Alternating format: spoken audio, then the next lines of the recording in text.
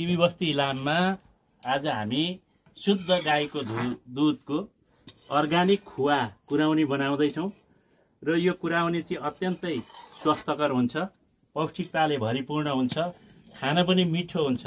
यो धेरै वर्ष अघिदेखि गाउँघरमा कुराउनी बनाउने र आफन्तकोमा लैजाने कोसेली पातको रूपमा पहिलेदेखि नै छ।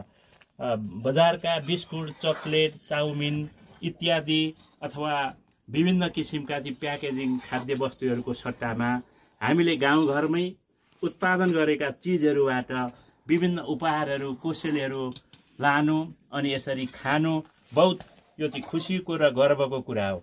यसरी शुद्ध दुध भेटाउन निकै गाह्रो पर्छ हामीलाई।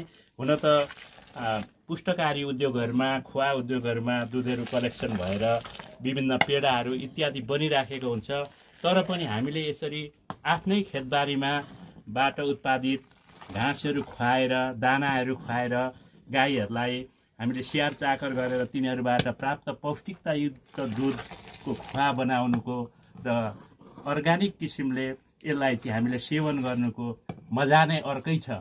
आज हामी सन्दकपुर 3 तालगाउँ इलाम किबी बस्तीमा भोला खतिवडा अनि त्यसै गरी हाम्रो भाइ रुद्र खतिवडाको घरमा यसरी खुवा बनाउँदैछौँ। हेर्नुहोस् मजाले, तपाईहरुलाई कतिको मिठो लाग्छ, कतिको तपाईहरुलाई स्वाद लाग्छ बताउनुहोस्। हामी तपाईहरुले मगाउनु भयो भने बाहिर बजारमा पाइने भन्दा केही महँगो चाहिँ पर्छ, तर अत्यन्त स्वस्थकर यो खुवा पनि हामी उत्पादन गरेर 1 केजी, 2 केजी, 5 केजी विभिन्न ठाउँमा पठाउन पनि सक्छौँ। तर तपाईहरुले बजारमा सोचे जस्तो, खोजे जस्तो, हेरे जस्तो यो अलिकति सस्तो हुँदैन।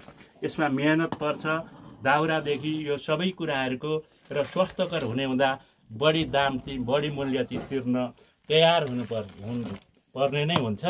र तपाईहरुलाई यदि आवश्यक हुन्छ भने हामीसँग सम्पर्क गर्नुहोला।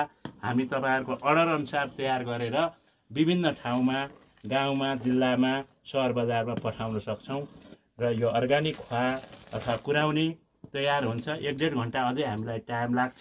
हामी आज यसरी तयार गर्दैछौँ र यो बनाउन, तयार गर्नमा मलाई सहयोग गर्ने हाम्रो भाइ भोला खतिवडा अनि रुद्र खतिवडा लगायत परिवारलाई धन्यवाद पनि दिन चाहन्छु। गुड नाइट, गुड इभिनिङ सबैजनालाई।